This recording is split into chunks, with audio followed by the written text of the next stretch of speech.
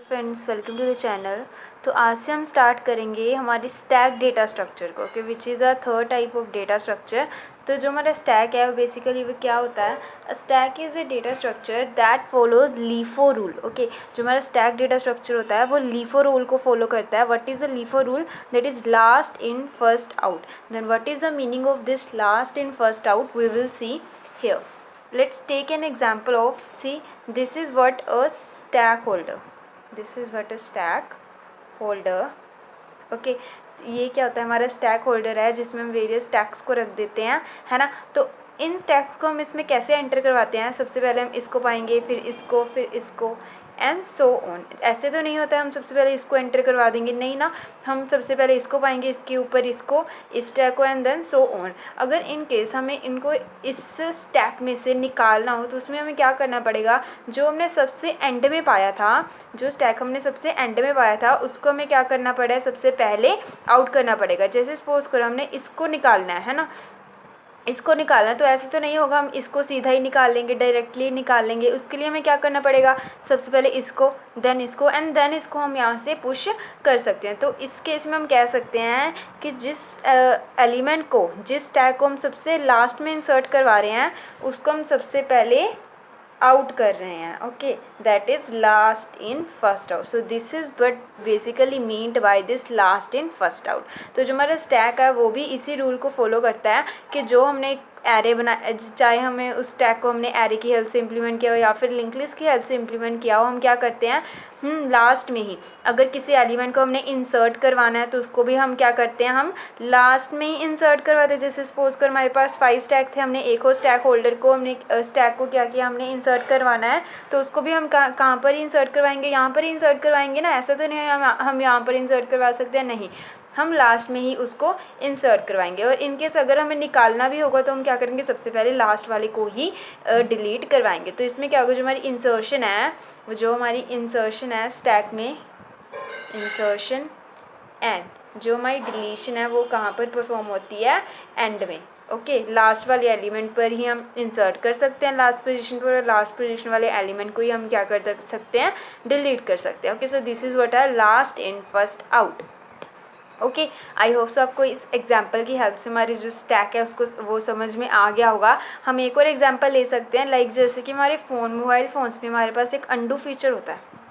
Okay, undo feature में हम क्या करते हैं? हम सपोज़ हमने एक एलिमेंट को डिलीट कर दिया, हम उसको फिर से वापस से हमारे पास एक ऑप्शन आ जाता है कि अगर आप अंडू करना चाहते हो, दैट मीन्स सपोज़ हमारे पास ये स्टैक था, हमने इस एलिमेंट को हमने डिलीट कर दिया। ओके, लास्ट वाले एलिमेंट को हमने अंडू करना है, तो हम इसी को अंडू कर सकते हैं। ओके, जिसको हमने लास्ट में डिलीट किया था उसी को हम अंडू कर सकते हैं। ऐसा नहीं होगा कि हमने इसको भी डिलीट कर दिया और इसको भी डिलीट कर दिया फिर से इसका अंडू आएगा, नहीं, वो नहीं आ सकता।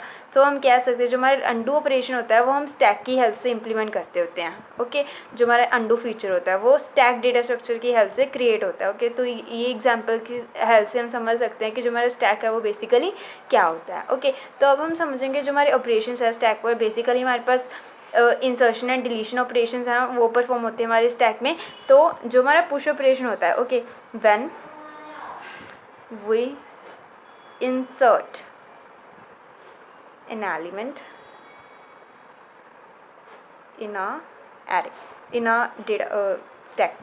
ओके, तो जब हम जो हमारे एरेज होता था, जो हमारे लिंक लिस्ट होता है, उसमें हम जो ऑपरेशंस होते हैं इंसर्शन और डिलीशन के, उनको हम इंसर्ट या फिर डिलीट ऑपरेशन के नाम से बुलाते थे। पर स्टैक में क्या होता है? इंसर्ट ऑपरेशन, जो हमारा इंसर्ट ऑपरेशन है उसको हम पुश ऑपरेशन बोलते हैं। ओके, अगर किसी एलिमेंट को हमने इंसर्ट करना है तो उसको हम बोलते हैं हमने इस एलिमेंट को पुश करना है, तो that is what known as a push operation. That is, for example हमने 6 को क्या, जो ये वाला स्टैक था इसको हमने क्या किया? पुश किया हमारे स्टैक से, स्टैक में। ओके, अगर इन केस हम डिलीट करना चाहते हो, okay, to perform delete operation.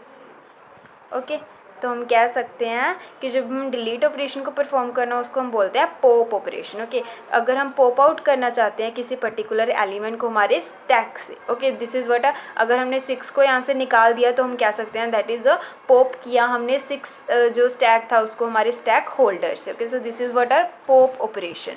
Now ये तो थे हमारे 2 operations that can be performed on our stack, push operation and then the pop operation. Now अब और एक और चीज़ मैंने आपको बताई है, चाहे वो पुश ऑपरेशन हो चाहे वो पॉप ऑपरेशन हो, वो हम हमेशा स्टैक के लास्ट में ही करते हैं। चाहे हमें इंसर्शन करनी है वो भी हम स्टैक के लास्ट में करते हैं, या फिर हमें डिलीशन दैट इज़ पॉपिंग करनी हो किसी एलिमेंट की, वो भी हम लास्ट पोजीशन से ही करते हैं in case of stack. Now implementation of stack, मैंने आपको प्रीवियस हमारे जो ट्यूटोरियल है इसमें बताया था, जितने भी हम डेटा स्ट्रक्चर्स को स्टडी करेंगे, चाहे वो स्टैक है, चाहे वो क्यूज़ है, चाहे ट्रीज़ हैं, उनको हम दो तरीके से इम्प्लीमेंट कर सकते हैं।